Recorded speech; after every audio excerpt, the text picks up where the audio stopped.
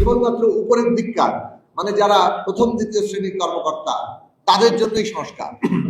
আমরা দুর্নীতির কথা শুনি, প্রত্যেক অফিসে দুর্নীতি ছাড়া তো কোনো কাজ হচ্ছে না, টাকা পয়সা লেনা দেনা ছাড়া কোনো কাজ হয় না। এটা বাস্তবতা, দরকার হয় না। প্রতিষ্ঠান মানেই হচ্ছে তার যা লক্ষ্য সেই অনুযায়ী তার লোকবলকে, জনশক্তিকে তৈরি করা। সেই তৈরি করার ব্যবস্থার দায় কিন্তু প্রধানত প্রতিষ্ঠানের। আমরা বিদ্যালয় তৈরি করি যাতে করে শিশুরা শিক্ষা লাভ করতে পারে, তারা তৈরি হতে পারে বৃহত্তর সমাজের জন্য।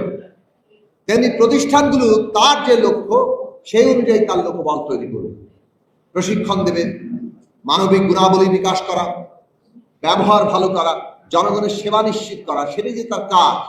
এবং তদনুযায়ী দক্ষতা তার নিজের কাজের ক্ষেত্রে তাকে তৈরি করতে হবে।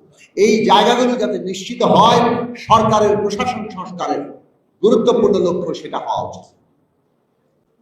আজকে প্রশাসন সংস্কারের জন্য কমিশন করা হচ্ছে।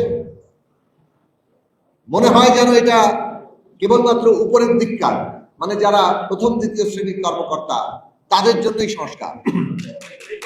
তৃতীয় চতুর্থ শ্রেণী কর্মচারী যারা আছেন তাদেরকে যারা ছাড়া যেন তারা এই প্রশাসন চালিয়ে ফেলবে, সেটা কি সম্ভব? সম্ভব না।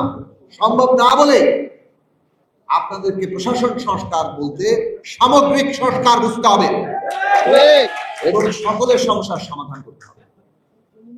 এখন আমরা মানবিক, দক্ষ, দেশপ্রেমিক এবং জনগণের সেবা দানকারী একটা প্রশাসন চাইব, এবং সেখানে আপনাদের এই তৃতীয় চতুর্থ শ্রেণী কর্মচারীদের বিরাট ভূমিকা। মানুষ কিন্তু আপনাদেরকেই প্রথম ফেস করতে হয়, আপনাদের কাছেই তো মানুষ প্রথম যায়।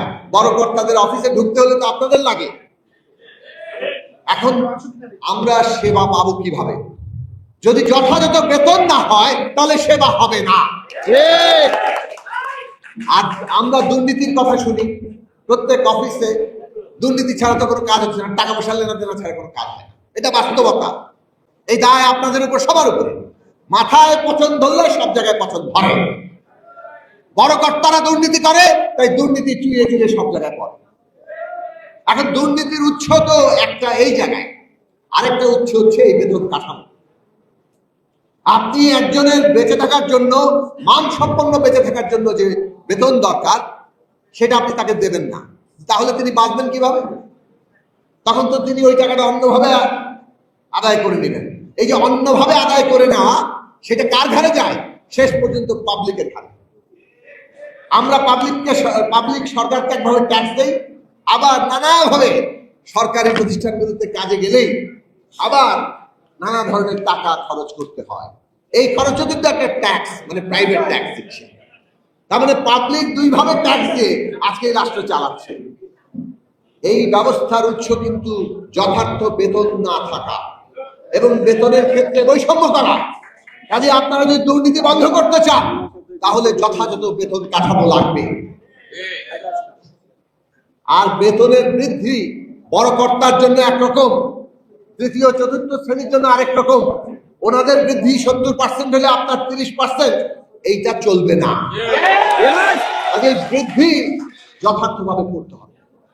আর প্রত্যেকেরই মর্যাদা নিশ্চিত করা এই রাষ্ট্রের প্রতিষ্ঠাকালীন প্রতিশ্রুতি। ফাঁসিবাদ এই মর্যাদা নিশ্চিত করে না। ফাঁসিবাদ আমাদের সন্তানদেরকে গুলি করে হত্যা করছে। এই রাষ্ট্রটা বদলাতে আমরা চাই। বদলাতে চাই বলে আজকের গণতান্ত্রিক রাষ্ট্রের বৈশিষ্ট্য হবে সেখানে প্রত্যেকের মর্যাদা নিশ্চিত করা হবে। তৃতীয় চতুর্থ শ্রেণী কর্মচারীরা তাদের নিয়োগ বিধি কি হবে? একটা অভিন্ন নিয়োগ বিধি লাগবে। ওইটাও দুর্নীতি বন্ধের একটা বড় জায়গা। অভিন্ন নিয়োগ বিধি তৈরি হলে এই যেভাবে নানাভাবে নিয়োগ চলে সেই সমস্ত দুর্নীতির জায়গা বন্ধ হয়ে যাবে। অভিন্ন নিয়োগ বিধি দরকার, প্রত্যেকের মর্যাদা নিশ্চিত করা দরকার। কেউ ভিক্ষা যাচ্ছে না, এটা মনে রাখা দরকার। এই রাষ্ট্র আমাদের সবার, জনগণের ট্যাক্সের পয়সায় চলে, তাই কেউ ভিক্ষা চাইছে না।